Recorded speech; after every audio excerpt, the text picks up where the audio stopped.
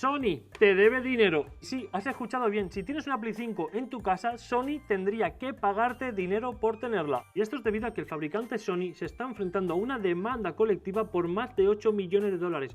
Una demanda que podría hacerte ganar mucho dinero. Esta demanda la están llevando a cabo los desarrolladores de videojuegos. Y es que si compras un juego a día de hoy directamente desde la plataforma de Sony, Sony se lleva el 20% en comisiones. Es decir, si pagas 100 euros, ellos se llevan 20 euros, algo que se llama monopolio, y ahora mismo están enfrentando una demanda que podrían perder. Y te podrían pagar entre 50 y 250 euros, depende de los juegos que hayas comprado, las skins, etc.